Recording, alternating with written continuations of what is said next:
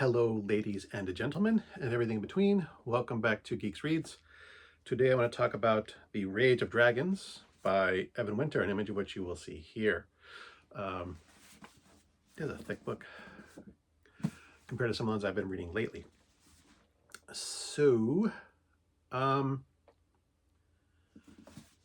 this book is a bit untraditional in that some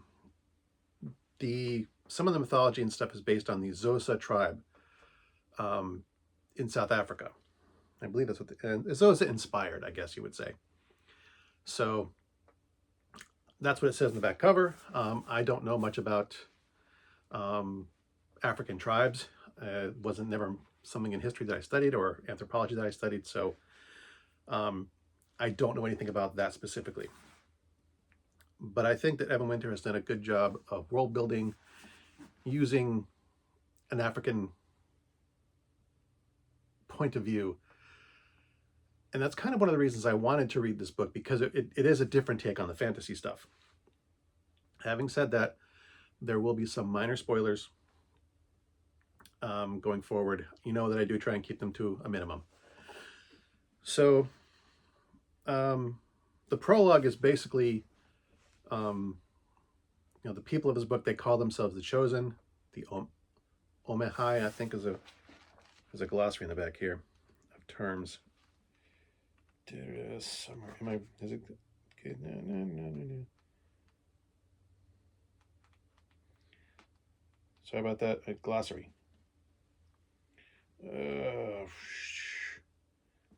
Nah, they don't say. But I think they call themselves the I'm gonna screw up pronunciations.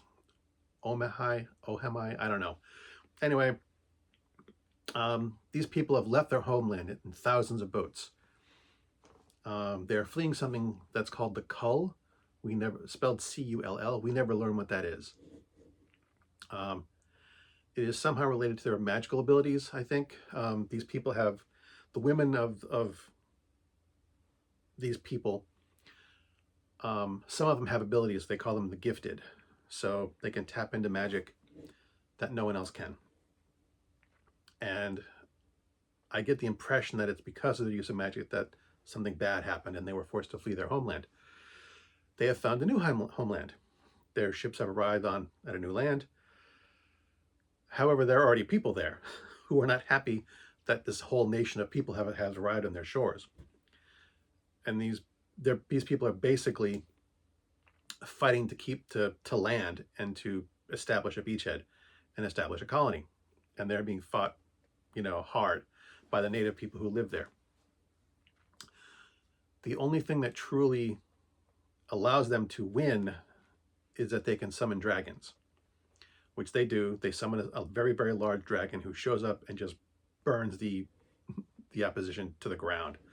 They are forced to sacrifice a large number of their own people to do this. And so, they've established a nation. Fast forward a couple hundred years, they have been fighting nonstop with the Zidane, which is the name. I'm not sure if it's the name that people give themselves or the names that the Omehai have given them. So, and I'm not sure I'm pronouncing it correctly.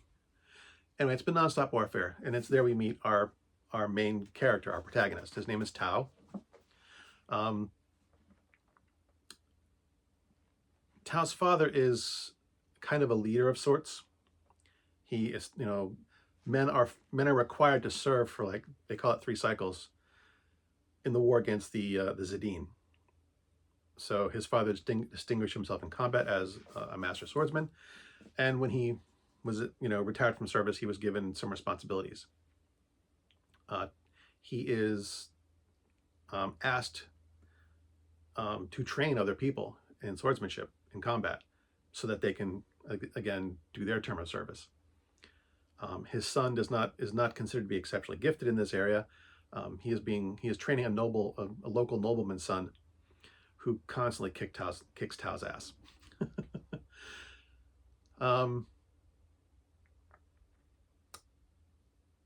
It should also be noted that there is a rigorous caste system among the Omehai.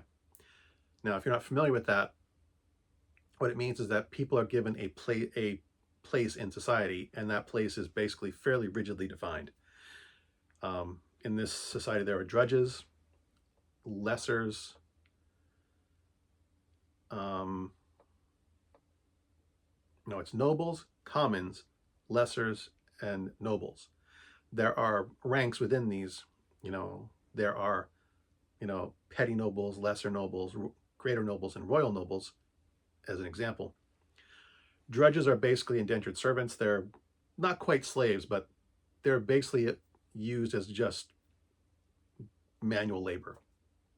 That's all they are. They clean, they carry, they might plant in fields and stuff, but that's pretty much the extent of what they're allowed to do. Lessers, like Tao is a common.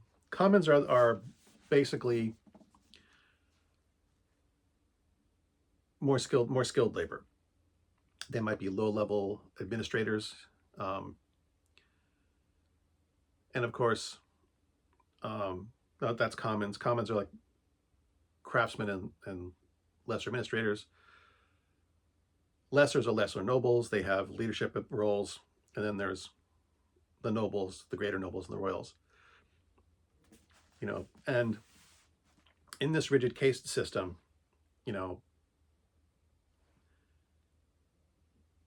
people in the higher rank are basically considered superior in every way, shape, or form to people that are lower in rank than them. A lot of the nobles basically consider commons one step above a drudge. They're barely worth noticing.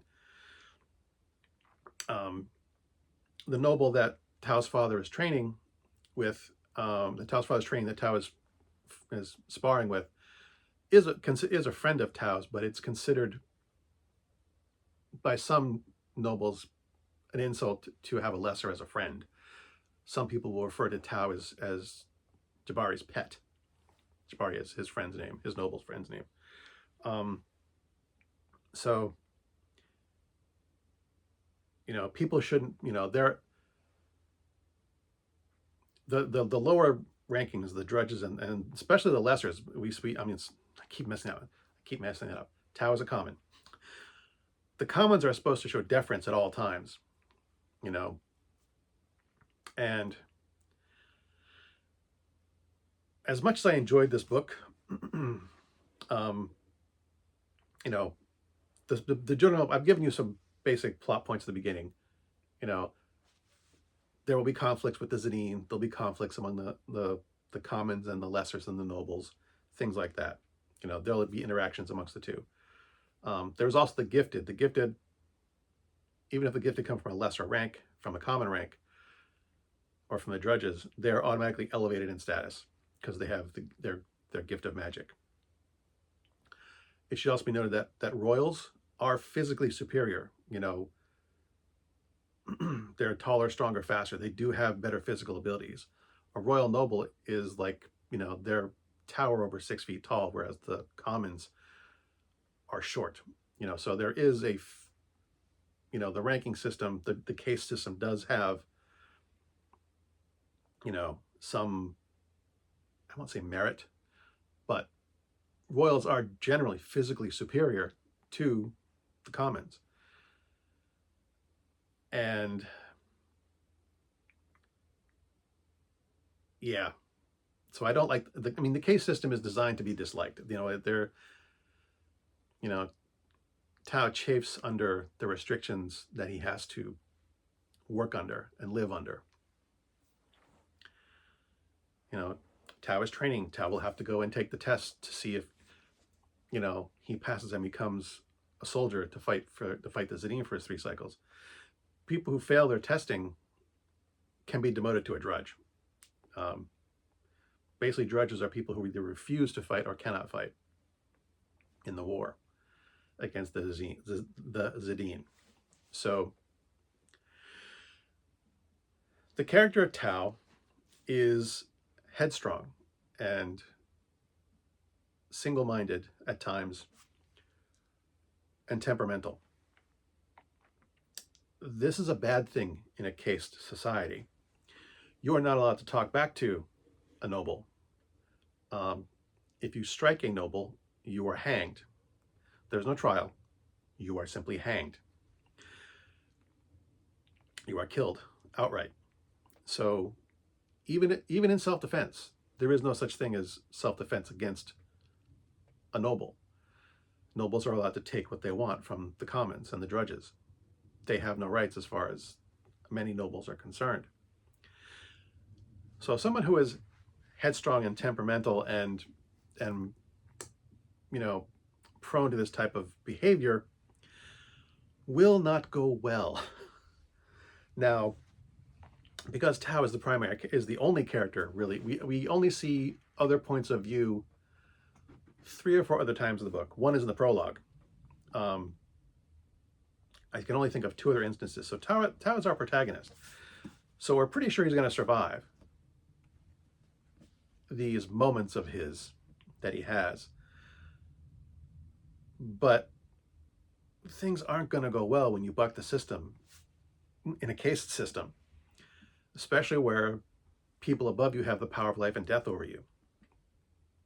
You know, it is the one thing that made this book a little bit difficult to read for me. I think is it exceptionally well written, but one of the things that makes me enjoy a book and make me want to continue reading it is the fact that I like the character. And Tao's behavior is so, like, his inability to control himself, to stop talking when he should, to show proper deference when he should, to you know. And I realize the caste system is very harsh and very wrong, but here's a person who has lived under this system for his entire life, and no matter how unjust he thinks it is, he cannot keep his mouth shut long enough to save his own skin.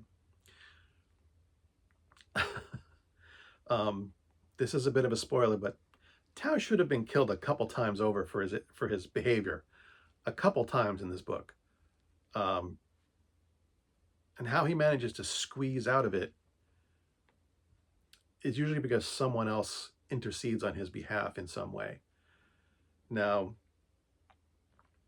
it does kind of make me dislike the character a little bit, especially since he doesn't really learn his lesson. And he still continues to act in the same manner. It's consistent with his character, but yeah, the fact that he lives, Tao's got plot armor. He should have died. He should have been executed very early in this book.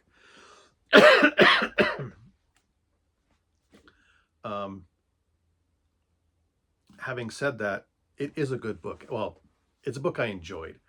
I enjoyed it enough that I do want to read the sequel. It's not like The Grace of Kings, where, you know, I found, you know, the behavior of the character is just too much for me to handle, and I stopped, you know, just didn't like reading it, couldn't bring myself to get the 3rd book in the series. So it's not that bad.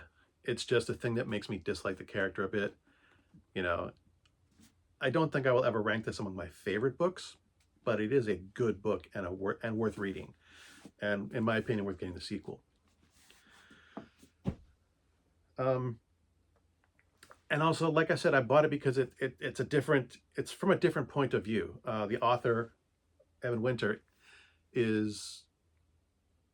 was born in the UK his parents are from South Africa, so he is of African descent. And he does have a different take on things. This is, you know, most of the fantasy that we generally read and think about and has its inspirations, you know, in what we consider, Lord of the Rings is the primary inspiration for a lot of the modern fantasy, the high fantasy that we get. You know, there are people that buck the trends, but, you know, we see that as the primary origin for a lot of the fantasy that we read. And I do enjoy finding someone who has a different take on the matter. So yes, I will be buying the sequels to this, or at least the next book. I know it's a trilogy, but we'll see how the 2nd book goes, if Tao continues to behave this way and continues to have plot armor. So yeah, definitely worth a look in my opinion. As always, thanks for watching. As always, my stuff is crap. And until next time, good hunting.